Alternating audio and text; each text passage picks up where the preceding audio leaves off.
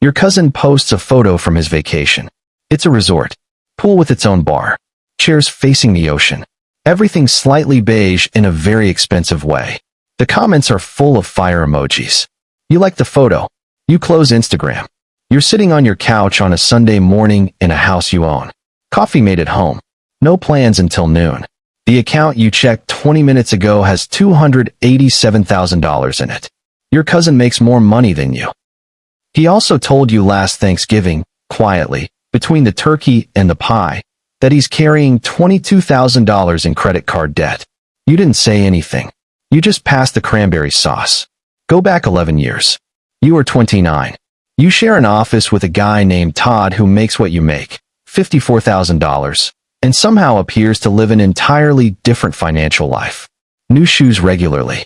Nice watch. Weekends that involve plane tickets. You start to feel it.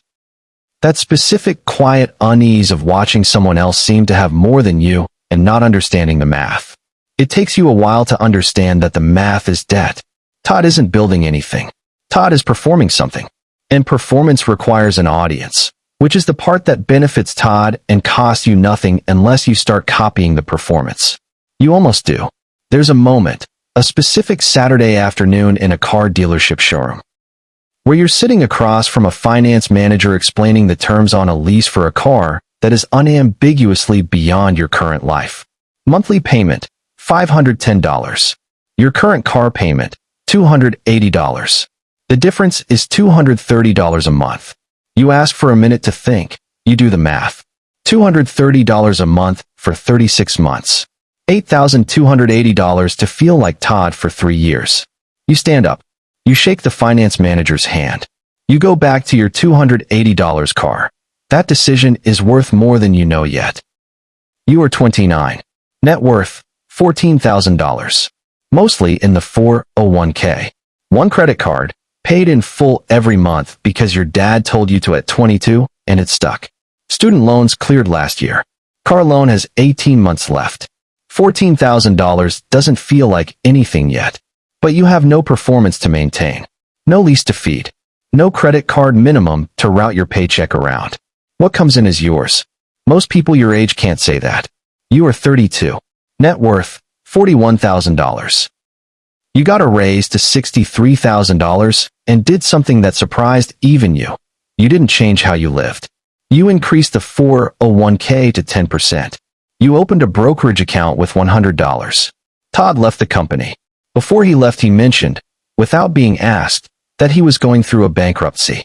Medical debt on top of the credit cards. He said it without drama, the way people say things they've processed past the embarrassing part. You said you were sorry. You meant it. The shoes had been nice, though. You are 35.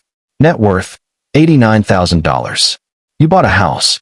Modest, 3 bedrooms in a neighborhood that isn't on anyone's aspirational list, but has good schools and a hardware store you can walk to. Put down 12%.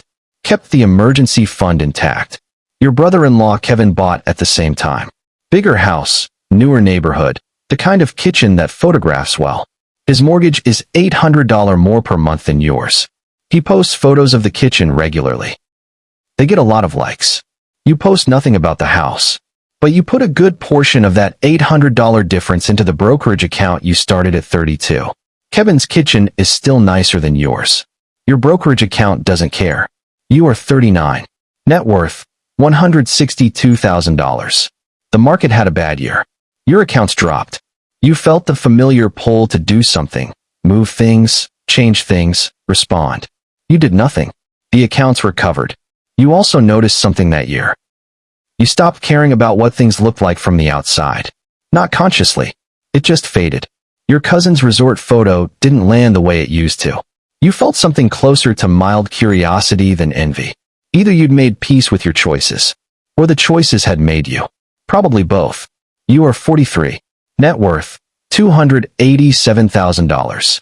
Your highest salary to date is $74,000. You own a house with equity, a brokerage account, a 401k, and a Roth IRA. A car that's 4 years old and paid for. One credit card paid in full every month for 14 consecutive years. You look rich to nobody. Your neighbor thinks you're cautious. Your coworkers assume you don't have much because you drive a 4-year-old car and don't talk about money. Your cousin with the 5-star vacation photos probably thinks your life is quieter and smaller than his. He's right about the quiet. He's wrong about the small. That Sunday morning on the couch, you close Instagram and open the brokerage app. $287,000. Built on a $54,000 starting salary and one decision in a car dealership showroom, to not spend $230 a month performing a version of your life for other people. You didn't win by earning more. You won by needing the audience less. That's the difference. Not the balance sheet. Not the interest rate. Not the right fund or the perfect allocation. The difference is the Sunday morning you have no debt to wake up to. The Thanksgiving table where you pass the cranberry sauce and say nothing because you have nothing to prove. Looking rich is loud. Being rich is quiet. You close the app. You finish the coffee.